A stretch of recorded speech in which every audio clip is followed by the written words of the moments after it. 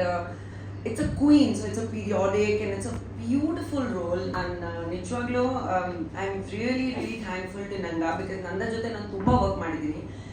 ನಮ್ಮವರು ಡೈರೆಕ್ಟರು, ನಮ್ಮ ಇನ್ನೊಬ್ರು Samaj is also our boy only.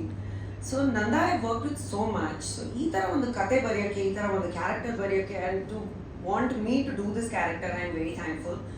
And ನಿಜ ನಾನು ತುಂಬ ಜಾಸ್ತಿ ಮಾತಾಡೋಕ್ಕಾಗಲ್ಲ ಅದ್ರ ಬಗ್ಗೆ, ಯಾಕಂದರೆ it will just reveal the whole story. But super character. And ನಾನು ಕನ್ನಡ ಆಡಿಯನ್ಸಸ್ಗೆ ಜಸ್ಟ್ ಆ cinema because of the visual experience ನೋಡಿ ಅಂತ ಹೇಳಕ್ಕೆ ಇಷ್ಟಪಡ್ತೀನಿ.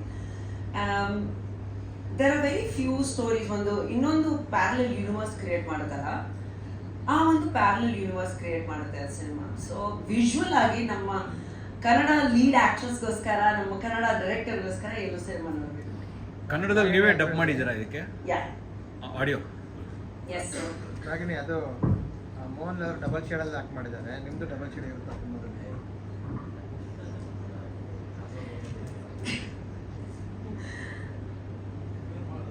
I will not answer that question, Manju sir. ಅದು ಸಿನಿಮಾ ನೋಡ್ಬೇಕು ನೀವು. ಬಟ್ ಇಟ್ಸ್ ವೇರಿಯಸ್ ಶೇಡ್ಸ್ ಇದೆ ಸಿನಿಮಾದಲ್ಲಿ. ಈ ಒಂದು ಕ್ಯಾರೆಕ್ಟರ್ಗೆ ತುಂಬಾ ಒಳ್ಳೆ ಶೇಡ್ಸ್ ಇದೆ, ಅದು ಮಾತ್ರ ನನಗೆ ಹೇಳ್ಬೋದು. ಯಾಕೆಂದರೆ ಟ್ರೈಲರಲ್ಲಿ ನೋಡಿದ್ದೀವಿ ಡಬಲ್ ಶೇಡ್ ಇರೋದು ಅವರು, ನೀವು ಇರ್ತೀರಾ ಅದರಲ್ಲೂ ಒಂದ, ಅವ್ರ ಇಂಡಿಯನ್ ಜನ್ಮದಲ್ಲೂ ನೀವು ಇರ್ತೀರಾ ಅಂತ. 3 days. Wait and see for 3 days.